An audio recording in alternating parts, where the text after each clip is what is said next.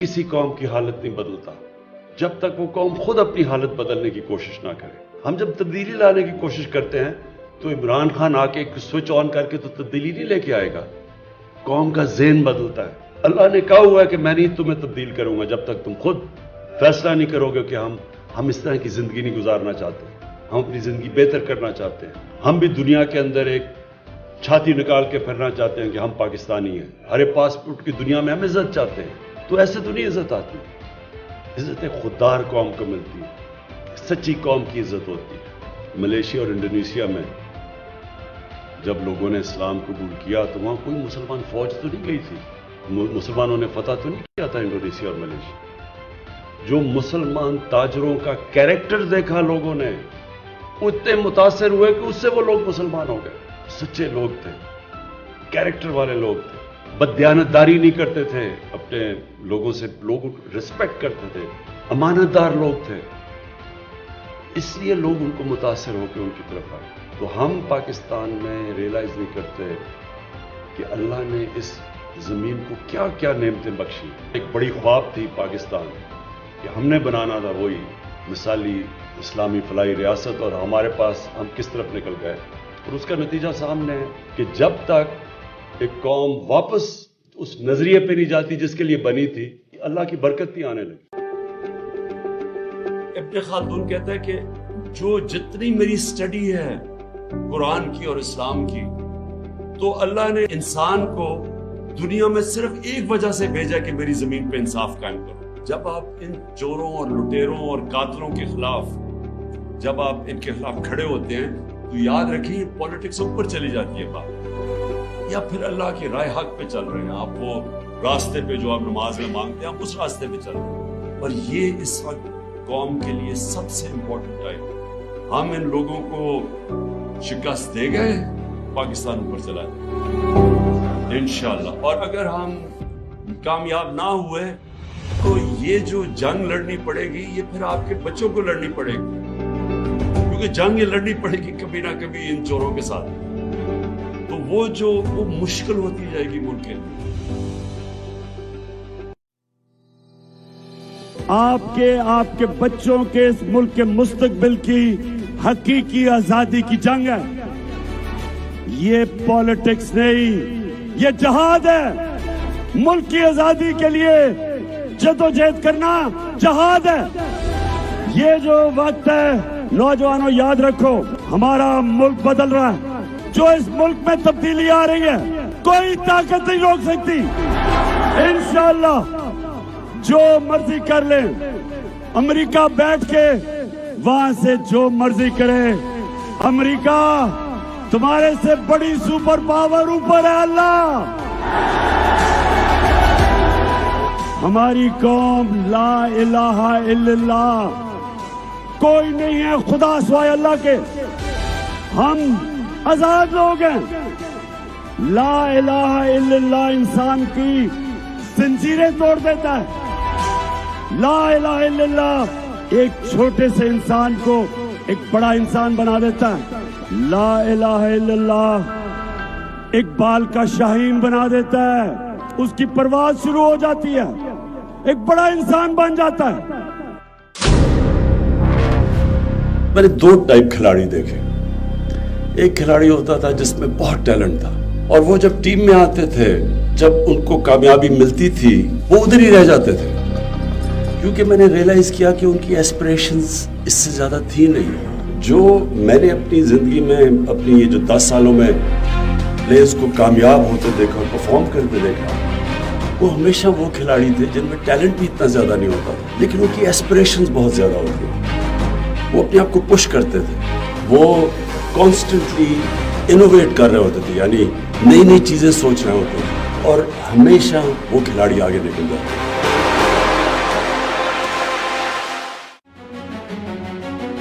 نوجوانوں, سب سے بڑی زنجیر ہوتی ہے جو انسان کو اوپر پرواز نہیں کرنے دیتی, وہ ہے خوف کی زنجیر. اللہ قرآن میں کہتا جو لوگ ایمان لے آئے میں ان کے خوف دور کر دیتا ہوں. کوئی بھی انسان بڑا انسان نہیں بن سکتا جب تک وہ اپنے خوف کے اوپر قابو نہیں پاتا. کوئی جنرل بڑا جنرل نہیں بن سکتا جب تک وہ मौत का डर खत्म नहीं करता। कोई बिजनेसमैन बड़ा बिजनेसमैन नहीं बन सकता जब तक उसको नुकसान से खौफ खत्म ना हो। एक बैट्समैन अच्छा बैट्समैन नहीं बन सकता जब तक वो तेज बॉलर से अपना खौफ नहीं दूर करता। बॉलर बड़ा बॉलर नहीं बन सकता जिसको जब मार पड़ती है तो वो जब डर जाता है। मेरे पाकिस्तानियों, वो कौम बड़ी कौम नहीं बन सकती जब तक वो अपनी खौफ की जंजीरें नहीं तोड़ती। तो मैं जब आपको बुलाऊंगा इस्लामाबाद, अपनी खौफ की जंजीरें तोड़ के आना मेरे साथ। मेरा घर बन रहा था तो बड़ी देर, 20 साल की बात है, तो बड़ी गर्मी थी दोपहर, जुलाई का महीना था और एक मजदूर बाकी भी काम कर रहे थे। एक मजदूर मैं देख रहा दूर से, तो वो उसकी कमीज पसीना पसीना हुई थी, बाकी रेस्ट करते थे, पानी पीते थे, वो मुसलसल काम करता गया। मैंने जब काम ख़त्म हुआ उसके बाद मैंने उसके पास आया, मैंने कहा देखो, उसको मैंने कोई पैसे दिए, मैंने कहा मैं बड़ा आज मुतासर हुआ हूँ कि तुम्हारी जिस तरह तुमने काम किया। उसने मेरे पैसे पकड़ लिए, उसने वापस कर दिए। कहता है जिसके लिए मैं मजदूरी कर रहा हूँ उसके पैसे मुझे मिलते हैं, इसके लिए मैंने काम नहीं किया। अब हुआ क्या, उस आदमी था मजदूर, मेरे दिल में उसकी इज्जत किधर से किधर चली गई। क्योंकि जो एक इंसान में गैरत होती है ना, दुनिया उसकी इज्जत करती है। कहने का मेरा मकसद ये है कि हम ही अपने आप को जलील कर रहे हैं। बेगर्स आर नॉट चूजर्स, क्योंकि हम मकरूज हैं, हमें गुलामी करनी पड़ेगी। ये एक जो अचकन सलबा के बैठा हुआ है, वो जब ऐसी बात करता है, मुझे बताओ कि कौम किधर रह जाती है। जब हमारा वो जो पहले 3 दफा वजीर आजम, वो जाके जब प्रेसिडेंट ओबामा के सामने पर्चियां लेके बैठ के बात करता है, तो सोचेंगे कि कौम क्या समझती है। वो अपनी उसकी सेल्फ एस्टीम किधर जाती है, उसकी इज्जत नफ्स किधर जाती है। तो देखें, हम उस लीडर के साथ हैं, हम नबी सल्लल्लाहु अलैहि वसल्लम, जिन्होंने हमें दुनिया की तारीख में कभी इस तरह का कोई लीडर नहीं आया। और मैं इसलिए अपनी कौम को, नौजवानों को सीरत नबी पर पढ़ाना चाहता हूँ। ये रहमतुल आलमीन अथॉरिटी में सीरत नबी इसलिए कि उनसे बड़ा लीडर ही कोई नहीं आया था। जो उनके इर्द गिर्द थे वो लीडर बन गए थे। और वो सारों के अगर निचोड़ किधर क्या उनके दिलों में डाला था, ला इलाहा इल्लल्लाह। अल्लाह ने इंसान रहमान रहीम, इय्याका नअबुदु व इय्याका नस्तईन। आज मैं अपने पाकिस्तानियों से जो पंजाब की सूरत हाल है उसके ऊपर बात करना चाहता हूँ कि एक अजीब सा माहौल बना हुआ है कि पहले सब तैयार थे कि जी असेंबली डिज़ोल्व करो, नून लीग के वजीर कह रहे थे असेंबलियाँ डिज़ोल्व करो और हम तैयार हैं इलेक्शंस के लिए, और हमें बार बार चैलेंज किया जा रहा था। तो जब हमने असेंबलियाँ डिज़ोल्व करने का फैसला किया और आगे बढ़े, तो एक नहीं 2 अदम एतमाद आ गए कि एतमाद की भी वोट लो और अदम एतमाद की भी वोट लो। तो मैं आज अपनी कौम के सामने तो 2-3 चीज़ें इस बड़े अहम मौके पे, यानी मैं समझता हूं कि मेरा मुल्क जिधर आज खड़ा है, मैं नहीं समझता कि मेरी अपनी 70 साल की ज़िंदगी में इस तरह के मैंने अपनी कौम को एक अंधेरे की तरफ इस तरह जाते हुए देखा जो आज है। तो मैं ये भी आपसे बताना चाहता हूं कि क्यों एक सिटिंग गवर्नमेंट, हमारी तकरीबन 66% पाकिस्तान हमारे नीचे है, पंजाब और पख्तूनख्वा, गिलगित बल्तिस्तान और आज़ाद कश्मीर। तो क्यों हम अपनी 2 गवर्नमेंट्स को गिराना चाहते हैं? कौन सी पाकिस्तान के अंदर हुकूमत आई है जो कि अपनी गवर्नमेंट्स को डिसॉल्व करना चाहती है? ये क्यों कर रहे हैं हम? क्या ये हम अपनी ज़ात के लिए कर रहे हैं? हमें तो फ़ायदा है। जब हमारी 2 गवर्नमेंट्स हैं और 66% पाकिस्तान हमारे नीचे है, तो हमें क्या ज़रूरत है ये करने की? तो मैं सारे पाकिस्तानियों को आज बताना चाहता हूं कि देखें, हमारा मुल्क एक दलदल में फंसता जा रहा है। मैं हर उस पाकिस्तानी से आज बात कर रहा हूं जिसने अपने पैसे, डॉलर्स बाहर भिजवाए नहीं हुए, جس کے باہر بڑے بڑے محلات اور بینک اکاؤنٹس نہیں ہیں، جس نے یہاں سے منی لانڈرنگ کر کے پیسہ باہر نہیں بھجوایا. میں اس پاکستانی سے بات کر رہا ہوں جس کا جینا مرنا پاکستان میں ہے، جس نے پاکستان کے ساتھ اوپر جانا ہے اور پاکستان کے ساتھ ہی نیچے آنا ہے. میں ان سے آج بات کر رہا ہوں کہ دیکھیں، جو ایک آدمی کے فیصلہ 8 مہینے پہلے ایک آدمی نے جو فیصلہ کیا، جو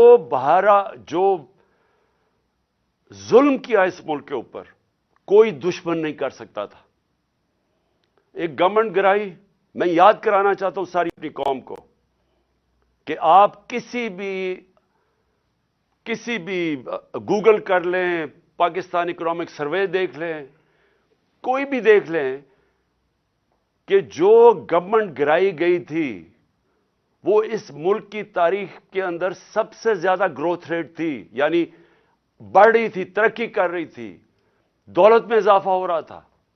5.6% اور 6% تیسرے سال 5.7 اور چوتھے سال 6%.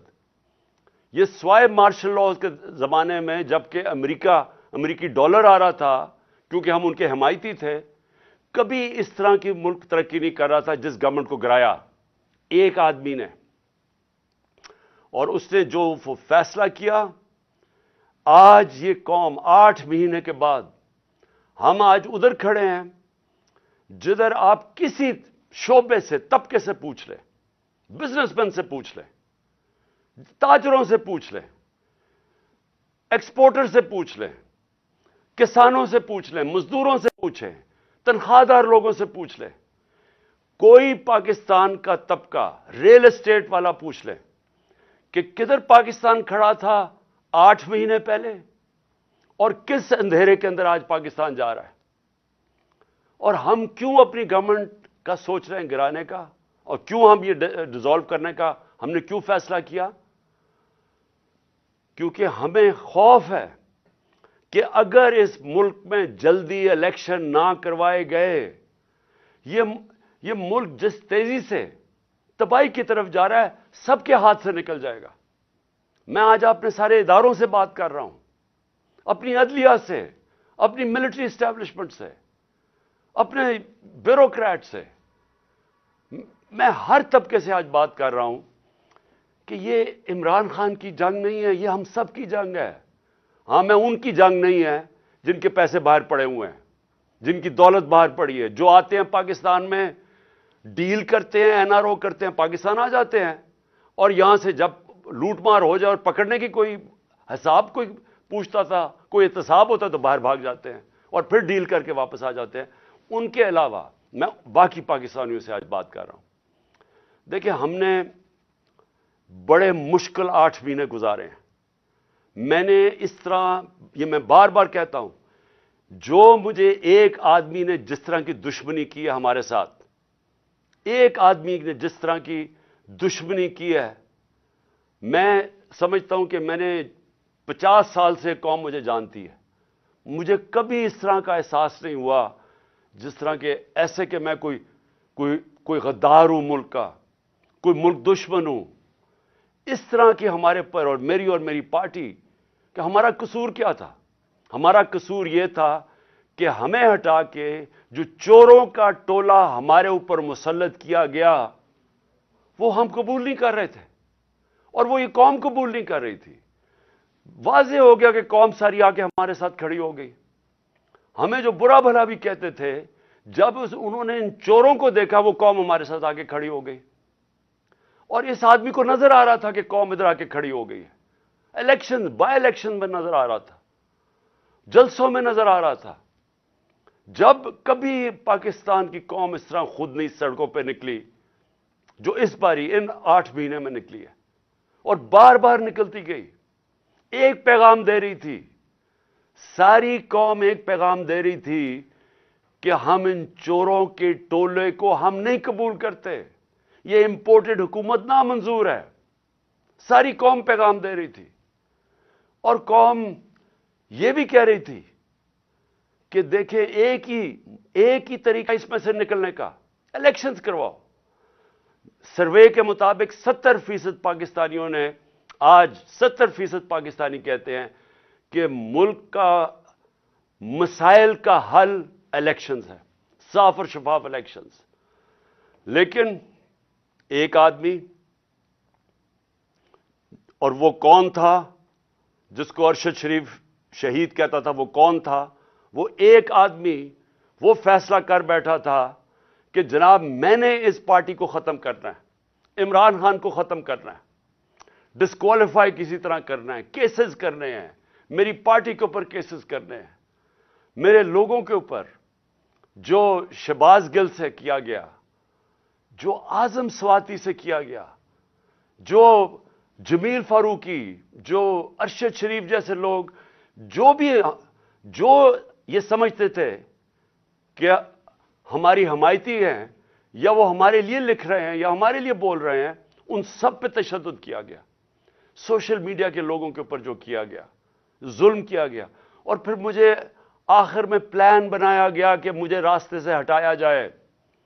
جب پتا چلا کہ کوئی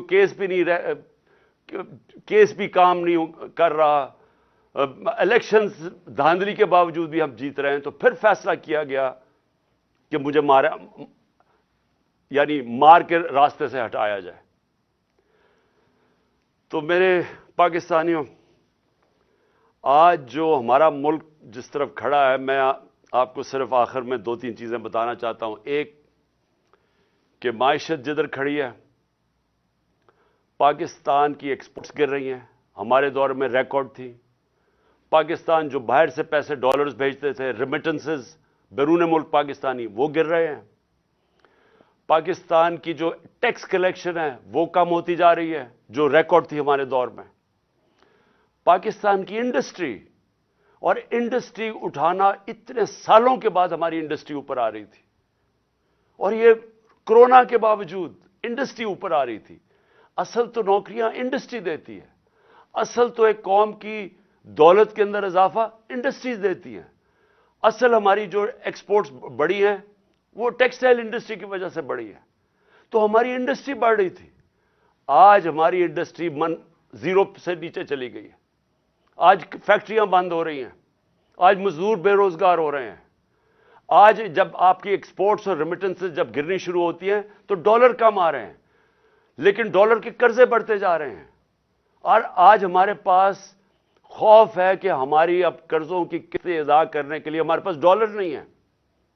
آج ایل سیز نہیں کھل رہی, امپورٹس روکی ہوئی ہیں, اور آگے کوئی روشنی نہیں نظر آ رہی. آگے کسی طبقے کو کوئی روشنی نہیں نظر آ رہی. امید ختم ہو گئی ہے پاکستان میں. 7.5 لاکھ پاکستانی ملک چھوڑ کے چلے گئے ہیں پچھلے چند مہینے میں. جبل علی کے مینیجر بتا رہے تھے کہ 7 مہینے میں جو پاکستانیوں نے انویسٹمنٹ کی ہے جبل علی کی انڈسٹریل اسٹیٹ میں, وہ 10 سال میں نہیں کی. لوگوں کو امید ختم ہو رہی ہے پاکستان میں, اور یہ سب سے خطرناک چیز ہے.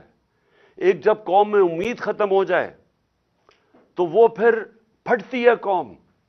اور یہ کیونکہ سارے تو نہیں باہر جا سکتے. تو مجھے جو اس وقت, میں اپنی ساری جو پھر سے میں بات کرتا ہوں, میں سارے اداروں سے بات کر رہا ہوں, ہر طبقے سے بات کر رہا ہوں, مجھے جو اس وقت کہنا ہے وہ یہ کہ دیکھیں, آج ایک چیز نہیں ہے جو پاکستان کی ان 8 مہینوں میں بہتر ہوئی, جو ایک آدمی کا فیصلہ تھا. ایک چیز بہتر نہیں ہوئی. آج ذرا دیکھیں دہشت گردی, پاکستان میں دہشت گردی دیکھیں. ہمارے جب دور میں تقریباً دہشت گردی کنٹرول ہو گئی تھی. ہم نے باڑ لگا دی تھی افغانستان میں جو ادھر سے دہشت گردی ہوتی تھی. پھر جب گورنمنٹ بدلی تو ہماری نئی حکومت سے سب سے بہترین تعلقات تھے افغانستان میں. آپ کو پتہ ہے کہ جتنی ایویکویشن جو افغانستان سے ہوئی وہ پاکستان نے, کیونکہ ہمارے تعلقات اچھے تھے, ہم نے ہماری وجہ سے کئی لاکھوں لوگ افغانستان سے ایویکویٹ ہو کے گئے. مجھے دنیا کے بڑے بڑے پرائم منسٹرز نے, یورپین پرائم منسٹرز نے, کینیڈین پرائم منسٹرز نے میرا شکریہ ادا کیا کہ ہم نے پاکستان نے ان کی مدد کی افغانستان سے لوگ نکالنے کے لیے. ہم وہ گورنمنٹ تھی جو سب سے قریب تھے افغانستان سے، جو موقع ہمیں ملا کہ جو افغانستان سے دہشت گردی آتی تھی، کیونکہ اب ایک ایسی حکومت آ گئی جس سے ہمارے تعلقات اچھے ہیں، ہم روک سکتے تھے۔ آج کیا ہے؟ آج دہشت گردی جو بڑھتی جا رہی ہے، پہلے ملاکنڈ کے اندر، وزیرستان کے بارڈر ایریاز پہ، پھر یہ جو بنو میں ہوا ہے، اور میں آج اپنی ساری قوم کی طرف سے زرار کمپنی کے کمانڈوز کو سلام پیش کرتا ہوں کہ آپ نے اپنی جان کی پرواہ نہیں کی ہماری حفاظت کرنے کے لیے۔ لیکن میں سوال یہ پوچھتا ہوں کہ کدھر ہے ہماری فارن پالیسی؟ جو فارن منسٹر بنایا گیا ہے وہ اب تک $2.25 ارب خرچ کر چکے اپنے دوروں پہ۔ مجھے بتایا اس کا پاکستان کو کیا فائدہ ہوا؟ $2.25 ارب خرچ کر چکے اور ابھی تک افغانستان نہیں گیا۔ ہمیں تو سب سے زیادہ ضرورت ہے کہ ہمارے افغانستان سے تعلقات ٹھیک ہوں، تاکہ یہ جو اب مسئلے مسائل آ رہے ہیں، ہماری دہشت گردی ہے، جتنے ہمارے اچھے تعلقات ہوں گے اتنی بہتر چانس ہے کہ ہم دہشت گردی کے اوپر قابو پا لیں۔ لیکن ہم تصویریں دیکھ رہے ہیں کہ اربوں روپیہ ہم نے جو خرچ کر کے باڑ بنائی تھی، جو فینس بنایا تھا بارڈر کے اوپر، وہ توڑا جا رہا ہے۔ تصویریں آ رہی ہیں کہ وہ باڑ ہی اکھیڑی جا رہی ہے۔ تو کدھر ہے ہماری فارن پالیسی؟ اور دوسری چیز، میں یہ سوال پوچھنا چاہتا ہوں کہ آج ہمارے پاکستانیوں کو سب سے بڑا مسئلہ کیا ہے؟ کیا ہے سب سے بڑا مسئلہ؟ ایک دفعہ ہماری تحریک چلی تھی، تحریک پاکستان، ملک کو آزاد کرنے کے لیے۔ پھر ایک دفعہ اور ایک عوام کھڑی ہوئی تھی روٹی کپڑا مکان پہ، کہ عوام کا پہلی دفعہ کسی نے نام لیا تھا کہ ہاں عوام کے بھی مسئلے مسائل ہیں، نہیں تو امیر امیر ہوتا جا رہا تھا، تو یہ خوف تھا کہ عام لوگوں کے پاس فرق بڑھتا جا رہا ہے امیر غریب میں۔ آج ایک ہی مسئلہ ہے پاکستان کا، اور وہ ہے جس کو انگریزی میں کہتے ہیں رول آف لا، انصاف، قانون کی حکمرانی۔ یہ جنگ جب تک ہم اب یہ جنگ نہیں لڑیں گے، اور میں اپنی ساری قوم کو کہہ رہا ہوں، جب تک ہم یہ جنگ نہیں لڑیں گے، ہمارے ملک کا اب کوئی مستقبل نہیں ہے۔ اللہ نے ہمارے اوپر ایک چیلنج دے دیا ہے کہ اگر تمہیں پاکستانیوں اپنے آپ کو بچانا ہے تو انصاف قائم کرو۔ اور انصاف کیا ہے؟ انصاف کا مطلب یہ ہے کہ قانون کے اوپر کوئی نہیں ہے۔ میں جو بار بار حدیث آپ کو بتاتا ہوں، نبی صلی اللہ علیہ وسلم نے تقریباً 1500 سال پہلے کہہ دیا تھا کہ طاقتور اگر چوری کرے اور اسے نہ پکڑو اور کمزور کو جیل میں ڈالو، چور کو، وہ قوم تباہ ہو جاتی ہے۔ ہم تباہی کی طرف جا رہے ہیں اگر ہم اس ملک میں انصاف نہیں قائم کرتے۔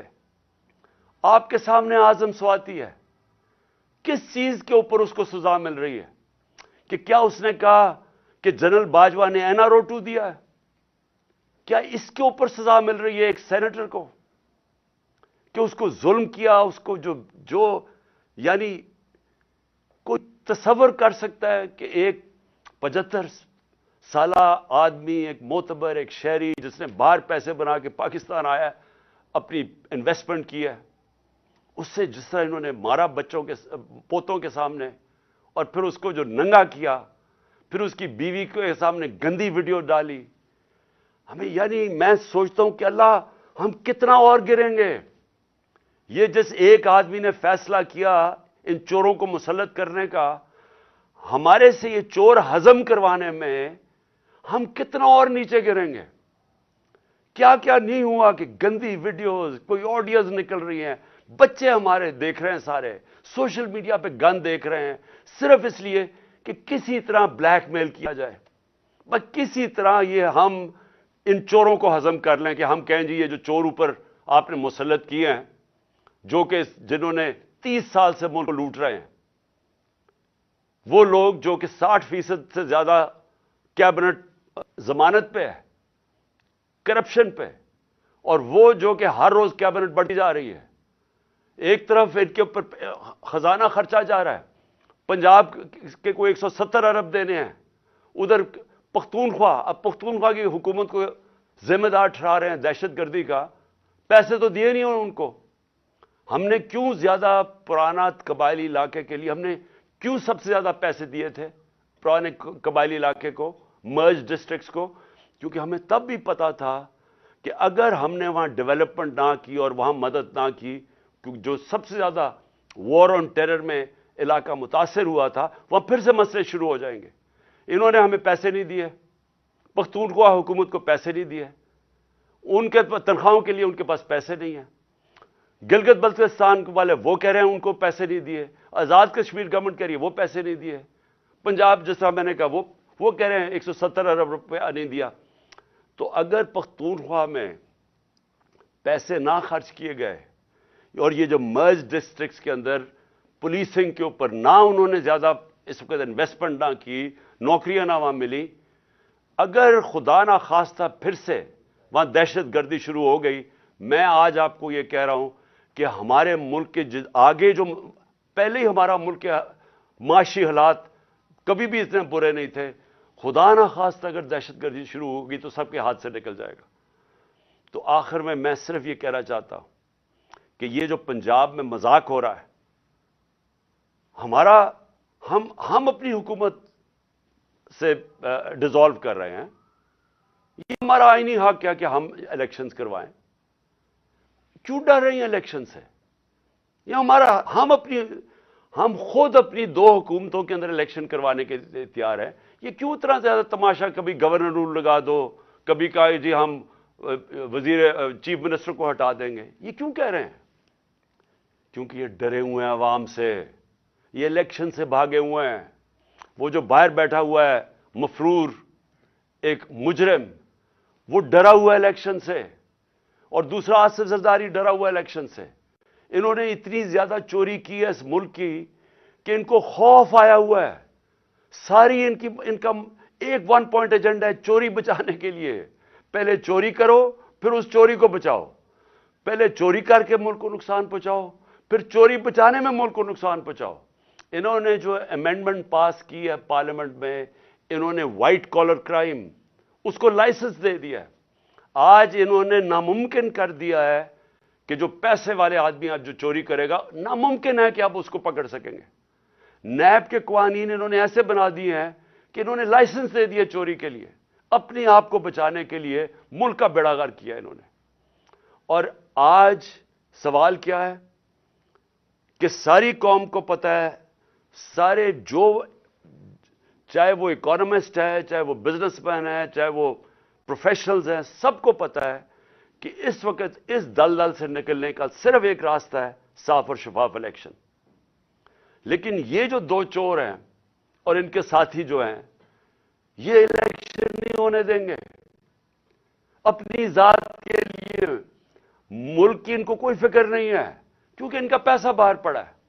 ان کو کوئی فکر نہیں ہے کہ اگر ملک نیچے جاتا ہے انہوں نے باہر بھاگ جانا ہے. میں پھر سے آخر میں اپنے اداروں سے پوچھتا ہوں کہ کیا آپ کو ملک کی فکر ہے یا نہیں فکر؟